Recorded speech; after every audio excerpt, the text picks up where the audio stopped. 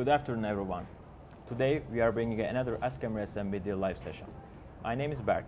I'm from Digital Channels. I'm going to moderate this session today. So, we are hosting our experts from Emirates MBD security departments have an insightful discussion on cybersecurity, which affects our life, even in personal, even if professional.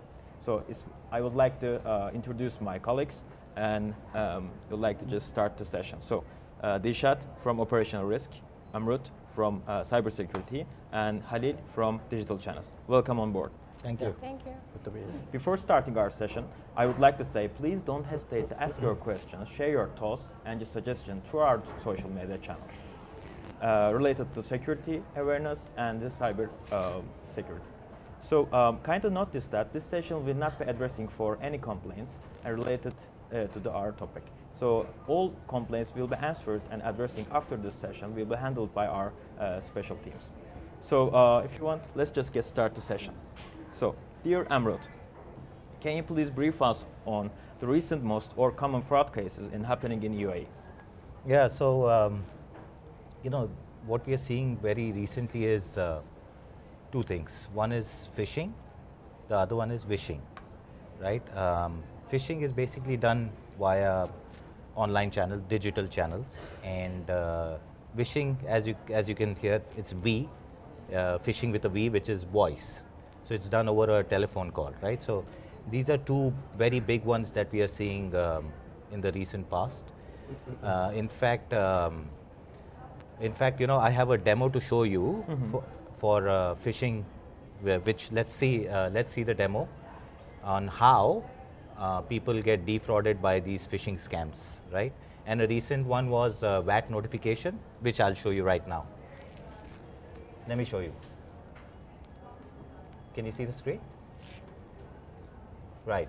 So, as you can see, there are these emails which are going to our customers for the VAT refund. See, it's come from Emirates NBD. The name says Emirates NBD. But as you can see, it's VAT refunds at personalbanking-emiratesnbd.com. This is not our domain, right? Our domain is emiratesnbd.com. And anybody in the world can go and register these kind of domains, which can't be controlled, right? Because a domain can be registered in Americas, Europe, you name it. So you have to notice that there's this personal banking dash in front of this Emirates NBD. It's a very clear indication. The second clear indication is that it's gone to Emirates NBD. It's not come to the customer, right? If I click on this, it's gone to VAT refunds at personalbanking-emiratesnbd.com. I mean, it's not even gone to the customer. So why would I even look at this email, right? The other thing is, okay, so the email says, the only thing that makes it very genuine is the logo that shows here, Emirates NBD. Well, this can be picked up from our corporate website, right? So it says, okay, you know what? You're going to get 7,000 dirhams for a VAT refund because now UAE has started VAT. So people want money. So what do? Okay, yeah, I'm going to get money. Let me just go and open this attachment, which is called VAT refund. Let us just open that. And as you'll see here, this shows Emirates NBD logo. Again, can be picked up from our website. It's asking for your user ID, your password, your card number, your card security code, your expiry date, and your email address and your email password. I mean, which bank in the world would ask you for your email ID password, right? Forget asking about credit card numbers, CVV numbers, your online banking password. We have it in our databases. Why would he ask you for all this, right? We make you log in. Even when we make you call, we ask you to put the PIN, and never a PIN is revealed to our contact center. So it's asking you for an email password, and people give this. Now, once people submit this form, let me show you another interesting piece, right? So if I right click here and I say view page source, and then if I go and search for post, I know it's a bit technical, but then this is the interesting part, right? Wherein post is nothing but when I click submit after I fill all these details, it's actually going to go, the information is going to go to this site called natdroneserve.com. This is not even Emirates NBD, right? Yeah. Now, the minute this information goes to this site, there are scammers sitting there waiting to log in with the passwords that you have given, and then do some transactions from your account, right? So this is one of the biggest ones we saw in the recent past. Thank you very much for great information. Actually, this is so insightful, and we have to just maybe pass to another question.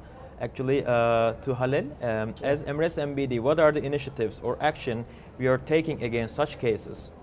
Well, I would like to say, first of all, we at Emirates MBD are always very sensitive and careful about cybersecurity of our customers.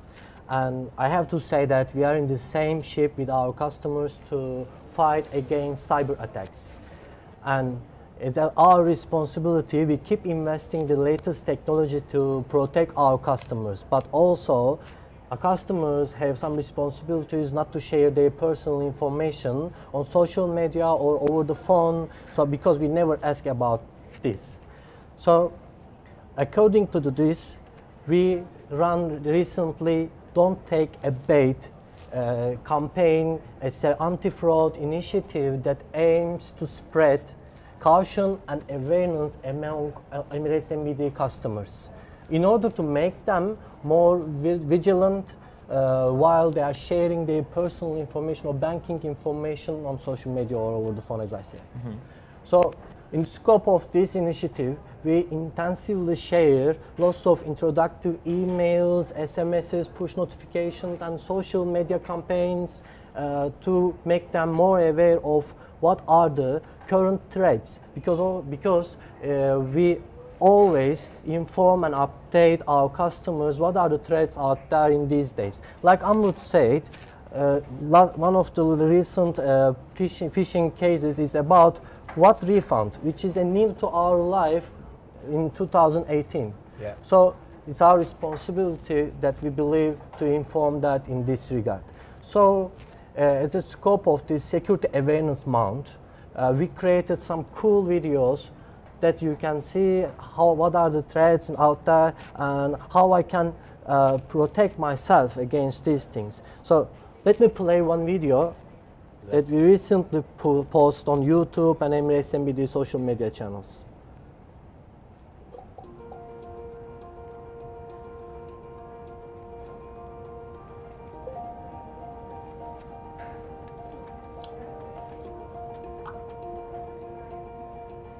Oh no!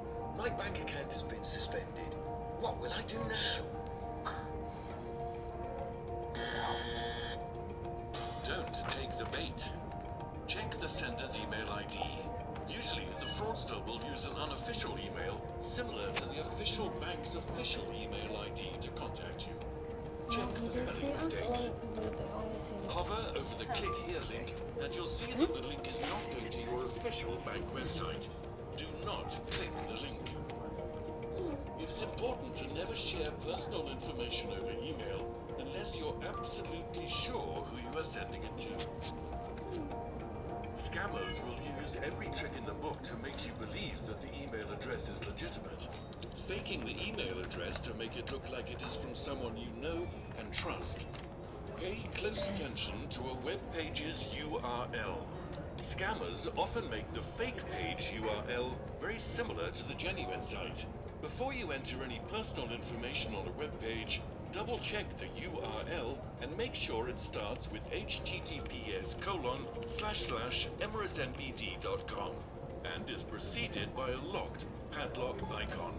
Instead, open a new window to type in the official bank website and find the email ID contact yourself. Immediately delete unsolicited emails. Now you know. To summarize it, here are 3 simple steps you can take to stop phishing emails. Avoid email scams. Verify email sender. Check URL for HTTPS. To fight online crime, remember, always report to Emirates NBD and Dubai Police. Don't take the bait.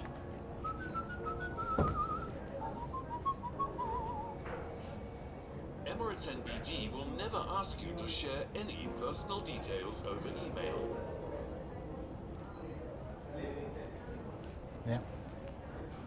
That's cool, wasn't it? Yeah, Yeah. thank you very much Yes. for sharing those videos. It's very thoughtful and understanding the entire risk about the cybersecurity. So before passing to the next question, actually, I would like to remind that please don't hesitate to ask your questions related to cybersecurity topics. And we are waiting your questions through our social media channels. So let me just pass another question. Dear Dilshat, so how do you see the rise in phishing cases now, and how it can be stopped? In addition to what my colleagues already talked, I can tell you about these, social media surveys. These social media surveys are mostly launched in order to get information from the customers, their daily routines, what they like, what they don't like. For example, please always question the source of these surveys. If the survey is asking you what your favorite color, where have you been born, and also what was the first of your car, what's the brand of your first car, these may be all linked with your secret question and answers. Always question these, why you're giving these information for those surveys. These information, also this data is captured in order to stalk the customers and then to attack them. So which means that be aware of the sharing any personal things in social media. Always question the sources. That makes sense. Thank you very much. Amrut, you earlier mentioning about the phishing. So can you tell us more about how does it happen in entire cases? Yeah, so like I mentioned earlier, phishing is phishing with a voice, right? So now fraudsters generally they call customers, right? And then this all happens over the phone, wherein now they tell you, you know what, you have won a lottery or you have won some amount, and to get this amount, you need to give your online banking username, password, or maybe some other details like credit card information, debit card information. And we all like money, right? Who doesn't want money? So generally unaware people, they give out this information. Now this is all happening over a call. In fact, there was a article in today's newspaper wherein these scammers were caught in Ajman, where they were doing this for a telecom provider, wherein you win 200,000 dirhams, and then people give away their online banking information. And the best part here is, scammers are also smart. They know how to make money, right, out of you.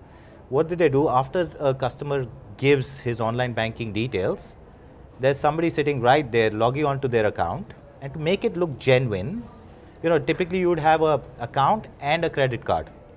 So there's something called advance on card which you can take, cash advance. So they log into your online banking, they take money from the card, put it into your account, your own card, put it into your own account, and now you get an SMS. The SMS states, you know what, there has been 5,000 dirhams transferred to your account. Now imagine you saw this 5,000 dirhams, wow, right? Who doesn't want to make money? But what you have missed is there was one more SMS before that, wherein that money has been taken from your credit card. So because we are so excited at that point in time, we missed the previous SMS. You only look at the ones where we have got money, and then it just becomes so genuine. Now, even if the scammer says, you know what, give me all your secret questions, give me all your mother's maiden name, you will give it away because you think, yes, this is a genuine guy who's going to pay me in the end. 5,000, 200,000 in the end, right? Who wouldn't want to make money? So that's phishing, right? We also, actually, like Halil mentioned, we have created these cool videos to make customers aware of these kind of scams. And you know what? Let's play this phishing video for you. That would be great. Yeah. Yep. Let's just play.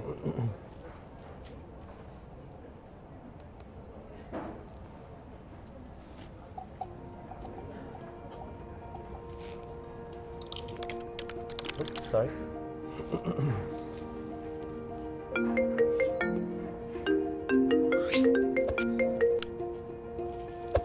Hello. Hi. Good morning. Is this Mr. Nofrod? Yes, speaking. Who is this? Hi, I'm Ahmed. Congratulations, sir. You have won first prize in the Dubai supermarket draw, DSD. You have won 100,000 dirhams, and you have been selected as a lucky winner from all of the entries who participated. Is this for real? I don't remember participating in any draw. Yes, of course it is, sir. When you used your credit card for payment, you were automatically entered into the DSD. You are the lucky winner. Let me help you claim your prize. Wow, thank you. Okay, to claim your prize, I need to verify your details. Please provide me your credit card number, PIN, expiry date, and CVV. You will be receiving an OTP in your registered mobile, and you need to share it with me as well, as this is required as part of central bank regulations. After completing this process, then I can transfer your prize. How would you like me to transfer your money? Okay, please wait. Don't take the bait. If someone is asking you for full name, date of birth, mother's name, account number, credit card number and PIN, online and mobile banking user ID, online and mobile banking password, authorization codes, this is a fraud call. Don't take the bait. Do not share any personal bank details to anyone over the phone or email. Remember, always report suspicious calls to Emirates NBD and the Dubai police. It's a scam. I won't take the bait. I will report you to the police. Emirates NBD will under no circumstances whatsoever ask for any personal bank details. That's cool. Thank you very much, Ahmed, for sharing those videos. It's These always are- good to be these aware videos of. are already posted on YouTube, right? Yeah, they are all there. Now that's the can see. easy way to checking all those videos in the YouTube channel for just getting more aware of those threats. So before passing that another question, we had a question from Nishu and on Facebook. So I would like to ask my colleagues. So what are the common threats a customer should be aware of while using the mobile banking app in terms of cybersecurity? Ahmed, can you just maybe explain about it? Sure, yeah, I think that's a good question. So mobile banking, right? We know there are these viruses, viruses, worms, all those stuff for machines, laptops. Now for mobiles, they're also an operating system in the end, right? So these kind of threats are also prevalent on mobiles. I think in terms of using mobile banking, the way to be safe is don't install apps which you really don't need, right? Because apps need a lot of permissions, and there could be apps which could be snooping on your other apps, and which is why even Google Play and Apple Store, Apple anyways has this verification of apps before it gets published, so it's a bit more secure. I wouldn't say 100%, but on Google Play also they've started something called Play Protect, right? So on the Play Store, Google will certify those apps. You will see a tick mark there saying Play Protect, which means Google has certified that these are not threatening enough to your phone, right? The other thing is permissions. So even when you install apps which you really need, how many of us go into the permission settings of that particular app? Every app requires certain permissions to run. I mean, if you go into your app permissions for each app that you have installed, you'd be surprised what are the permissions requested by those apps. Permissions like make a phone call, look at your SMSs, Exactly. look at all your storage on your phone, right? And the list goes on, location services, blah, blah, blah. Now think about a banking app asking you for phone, SMS, location, these permissions. Why would a banking app need to access your phone? Why would it need to make a call? Similarly, if you could be playing a game, why would a game app would ask for a permission for your location or for your phone or for looking at your SMSs? So these are things which you should go in and disable on every app which you have installed. And the way to do it is you go into settings, you go into apps, you go into permissions, and then you will see it for every app. So it's best to be safe than sorry. So yeah, in terms of mobile banking, it's best to not have those apps which you typically don't use. Delete them. The apps which you use, make sure you go into permissions and look for it. And I'm not promoting any brand here, but there's something called secure folder in Samsung, right? Which is a more encrypted type app. So at least what I do is all my banking apps are sitting in a encrypted folder called secure app, wherein I first need to log into that, and only then can I log into my banking app, because if I lose my phone, a PIN could probably be cracked, which means then they could get to those apps. But now they need to crack that PIN and they need to crack that secure folder to get into my banking apps. Well, that's what I do, and I would suggest Nishu also to start doing that. And when it comes to these jailbroke phones, I think they are the less worst. less secure. You don't Never ever use jailbroken phones, Yes. because you're basically removing permission settings on that phone, which means now apps can do whatever they want. Apart from apps, attackers can do whatever they want on those phones. So yeah, not a good idea. Good one. Thank you for answering in details. Thank you, Amrit. So maybe just deep on another question with you, Dilshat. So how do you see these fraudulent scenarios affecting our customers? Okay, most of the cases that we see that are reported to our bank already, the customers are sharing their confidential personal information with these fraudsters. What are these personal information? You know, your credit card number, your debit card number, including your PIN. These are all personal and confidential for you. And also your digital channels user IDs, your online banking, mobile banking user IDs, including the password. You should be the one only who knows those details. And also these authorization codes and also SMS OTPs that is sent from our bank to your mobile banking. These are all just sent for your information. Please do not share these information with anyone. Also, we never, as a Emirates MBD, we never ask our customers their SMS OTPs or authorization codes. If someone is asking you that about the SMS OTP that you received, it's definitely you're having a wishing that at that moment, and please don't take the bait. Definitely a bad guy. Definitely good code for just protecting ourselves from those threats. Definitely fine. Thank you. Alil, what would you suggest to customer to do when they encounter such a scenario or feel their financials are compromised? Yeah, like Dilshat said, you receive this call and you recognize that it's a phishing or wishing. Immediately report the incident to us or Dubai police so that we can take further actions and protect you. But before this, also please immediately, I strongly suggest you to change your mobile and online banking password, block your card permanently or temporarily by using our mobile banking application, or change also the PIN of your debit and credit card. And also be always on track on your all notifications which is sent by us, SMS, emails, read them. Because we send SMS and emails for your financial transactions.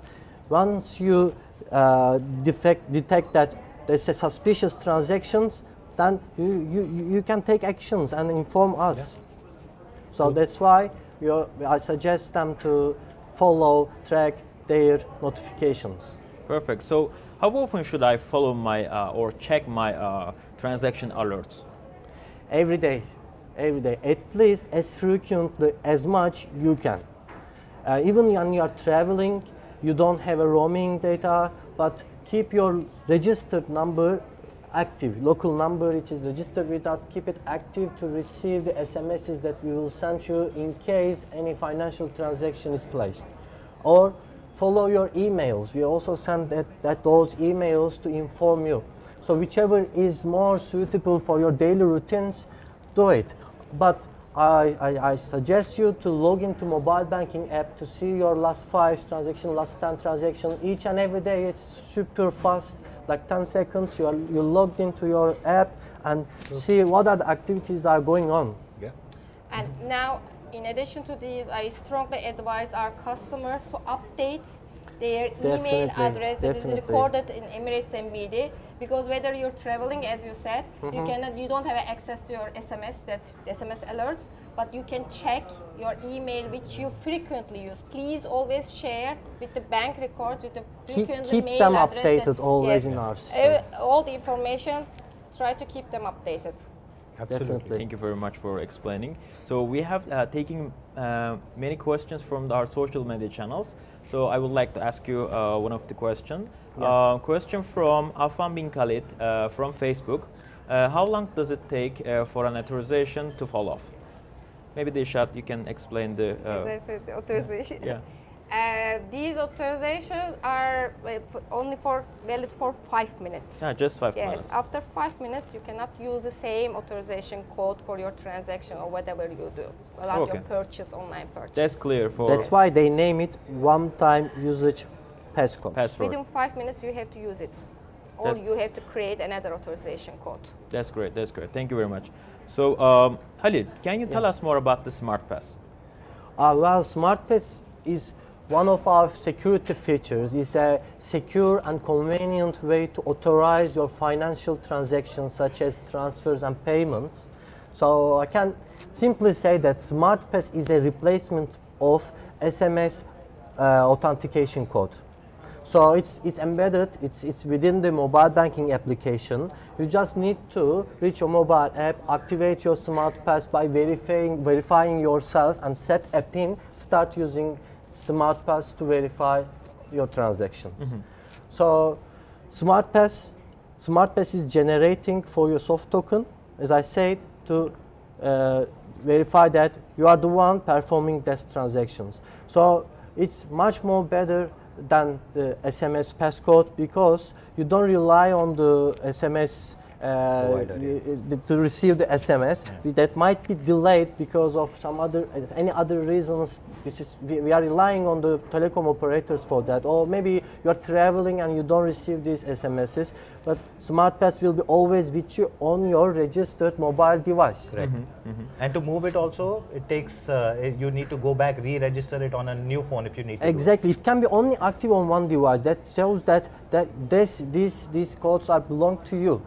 And you were mentioning about the jailbroken devices, rooted devices. So as Ahmed mentioned, we don't find these devices secure enough. That's why SmartPass is not available on those devices. So we advise you not to use jailbroken or rooted devices for your mobile banking experiences.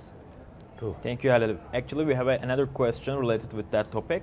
So I would like to just direct to you. Yeah. Question from Richard from Facebook.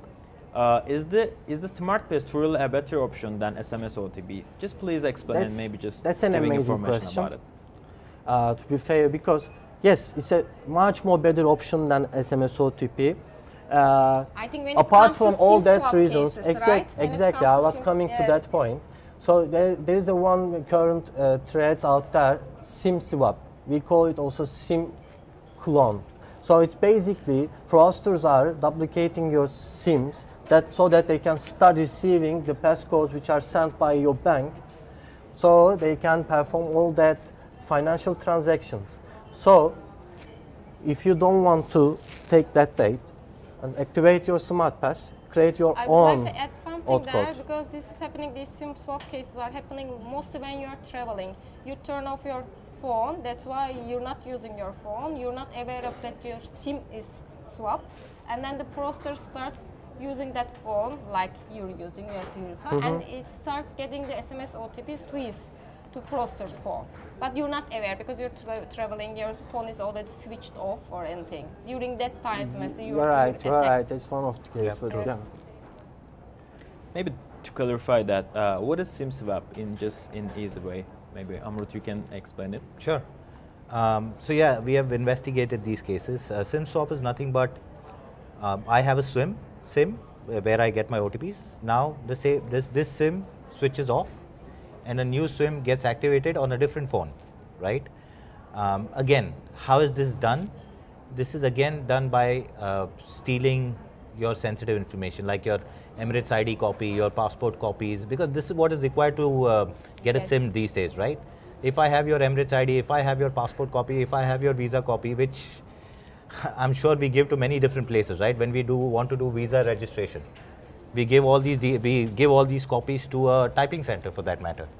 How do we know if they are saving it securely? Are they using it sensitively? Are they using it sensibly? So these are things that we need to be aware of. So what happens is now somebody else goes and registers. See, because for a fraudster, the only thing keeping him from doing a transaction on your account, even though he has your username and password, is the OTP that comes to your phone. So if I now have your phone, I have the missing link or the missing piece to actually sit and add beneficiaries, do transactions, make money, get money, use your account as a mule account for that matter. You know, so I funnel all funds to this account and then take it out. So SIM swap is nothing but having a duplicate SIM. And what we have seen, apart from the travel that you mentioned, right, when you're traveling, you switch off your phone. This is also done during night time. So when you're sleeping, you're not checking your phone. And now you see, oh, SIM unregistered on your phone when you wake up in the morning. But by that time, transactions have been done and money has been taken out. So till you then go to your telecom provider and tell them, oh, you know what, my SIM's not working, and get a new SIM and activate it again, these fraudsters start making money from your accounts. So that's SIM swap. That's SIM swap. Very easy and clean explanation of it. Thank you very much. To addition to that, actually, so what are the other scenarios related to security which customers could be aware of? Yeah. Can you maybe explain about more? Sure. I mean, I don't want to scare people, right? You know, we are security guys. We keep updated with all this information. But I think it's also our duty to make people aware. But you know, we say in our industry, security is everyone's business. It's not just the security guys, right? It could be a physical security guy or a cyber security guy. It has to be everybody's business. Now, let me show you what are these other things that are possible, right? I mean, I'm sure people are not aware that now fingerprints can be stolen. As you can see, this is an article on 2017, January 12th, wherein scientists have extracted fingerprints from photos taken up to 3 meters away. So as you can see, this was an article where they have actually cloned fingerprints. Well, these are scientists doing it. There are also fraudsters using this. So in 2014, right, this is 4 years back. Imagine, 4 years back this technology was there, wherein a politician's fingerprint was cloned from a photo by a hacker. And as you can see here, this politician was nobody but the defense minister of Germany, Ursula, right? And so what they had done, of course, you can't be that paranoid that you wear gloves, as is mentioned here in this article. But you know, people take a lot of selfies these days, and we tend to show our V signs and all that. And in these selfies which we post on social media, I imagine some attacker is taking selfies out of it. Finally, it's also used for good purposes, wherein police actually track down a drug dealer from this image, as you can see on your screen, wherein he is posting a photograph of drugs, but you see his fingerprints here. Police picked these fingerprints, ran it through their databases, and then caught the guy who was actually selling these drugs. Right? So it's not all doom and gloom. Of course, there is some bed of roses in our life, and this is one of them, right? The other thing is, as you can see, I'm getting a call from Halil. No, Halil, are you calling me? That's No. not me. No, I'm not calling. My phone is here. Exactly. This is called, was this your number? Can you validate that? Let me see. I didn't call you. Was this your number? Yes, that's my number. How come? This is called call spoofing, right? It's highly illegal. Please do not try this at home, right? You can get caught for this. We are just showing you a demo. So this is called call spoofing, right? Now, imagine lifting fingerprints off photographs. Call spoofing. Why would I do call spoofing, right? So if I want to make you click a link, or if I want to make you click a email or give you my details, what do? I make sure that I call you probably from a number which you know, right? It can't be done very easily. Let me state that. But it can be done, right? So the reason why we are stating all this is, if you question stuff that you do, especially when it comes to financials, right? Just question it. Why would I want to click on this link? Why am I getting a VAT refund if I'm not even applied for it, right? Why do I need to post photos which is very sensitive enough, right? I've seen people posting their credit card photograph on social media. Wow. Right? Credit card. It shows the number, it shows the expiry. Thankfully, the CVV is at the back, but I'm not sure how many people even post at CVV for that matter. We have one video related to that. Yeah, so let's play that one. So we have a video on identity theft. So this is basically, I've stolen the identity of Halil, right? When I made this call. Let's show you that video. I think we have a very cool video on identity theft. Let me play that.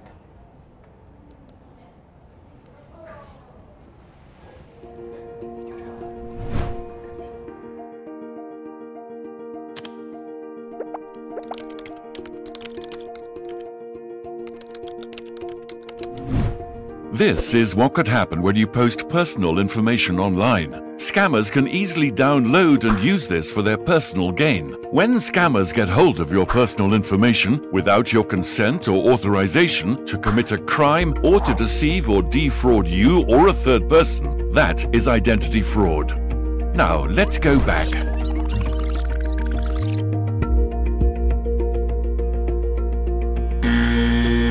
Don't take the bait. Do not fall victim to identity fraud. To stop identity fraud, do not post sensitive information on social media. Shred all important financial documents you don't need anymore. Don't give any personal details to anyone. Take care of your personal belongings such as wallets, cell phones, etc. Don't throw important documents in the trash bin. Register for SMS and email alerts on your bank accounts. Subscribe to credit monitoring reports. If you think that you have been a victim or could be a potential victim of identity fraud, remember, always report to Emirates NBD and Dubai Police. Don't take the bait. Emirates NBD will always verify and check original documents in person before processing any financial applications or transactions. Yeah. Irambo, thank you very much for showing that video. Actually, this is something like showing how we protect ourselves from those cases in our cyber world. So related with that, we have a question from social media users. So one question I would like to direct to Halil. Yep. Is biometric a secure way for authentication? Well, I will say a more convenient way of authenticating yourself. As the fingerprint and the face verification is provided by the mobile device manufacturers, producers. So that's why we say always set your password strong enough, keep it complicated, and because when the face ID or fingerprint verification is failed, your rollback is always password. So your key to open the gate of your mobile banking, online banking is your password. But if you want to upgrade your convenience level, then you can enable Face ID and the fingerprint authentication.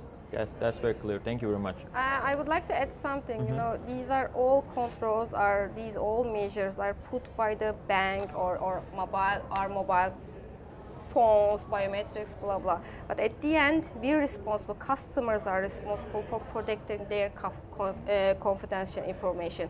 If you keep on doing your transactions by using public Wi-Fi or disclosing your information, that your authorization codes and SMS OTPs, no control can help you for suffering from these fraudsters. At the end, as a customer, also we are all responsible about protecting our confidential and personal information. Yeah, thank you for addition that note. So to fight cybercrime, banks are heavily investing on people, system, and technology. So can you please share us with us some latest innovation which can help us for fighting a crime, Halil? Yeah, we believe that banks should take a broad view in their all channels and their customers' behavior to defend against the cybercrime.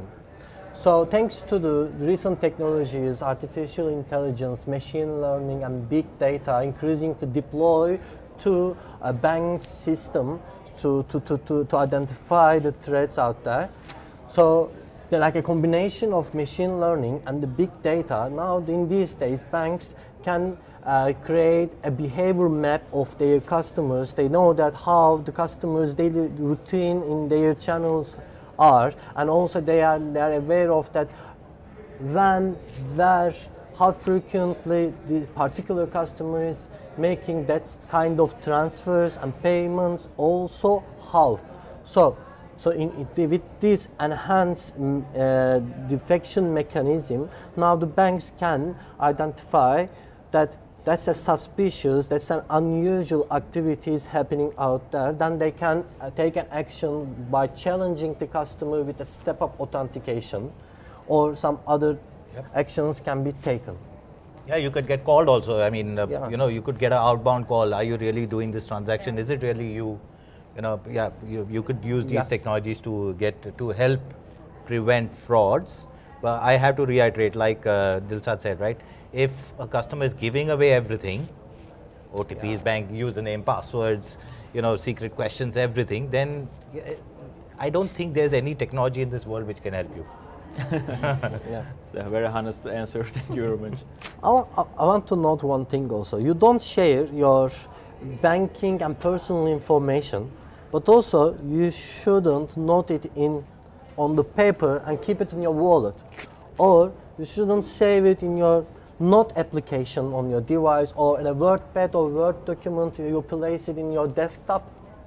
So who knows, maybe one day you click the link and the fraudster can reach that file and get your all information. Absolutely. So keep it in your mind, all these credentials. Well, there's actually softwares to do that for you. So you don't save it in a notepad or a Word or an Excel file without setting passwords on it. But there are these password managers, because you know it's very hard to remember different passwords for different accounts.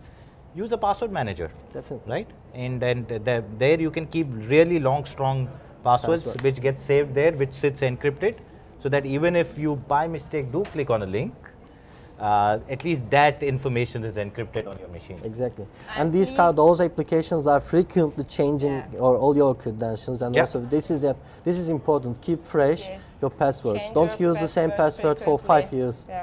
Or for the same password for different accounts. Exactly. Exactly. Definitely, that's a very good commentation on how can we protect ourselves from the entire cases when we just facing on cybersecurity issues in the net. So actually, this brings us to the end of Ask Emirates MBD live session. We would like to thank all customers who are engaging us in the entire social media channels by sending their feedbacks, asking their questions. Also, I would like to thank you all panelists, Dilshad, Amrut, and Halil. Thank you for giving such a good information related to cybersecurity and the security awareness topics. Welcome. And then please just stay tuned for upcoming Emirates MBD sessions. And we will just bring you another experts from the departments. So thank you for watching us. Goodbye. Bye. Thank you. Bye-bye.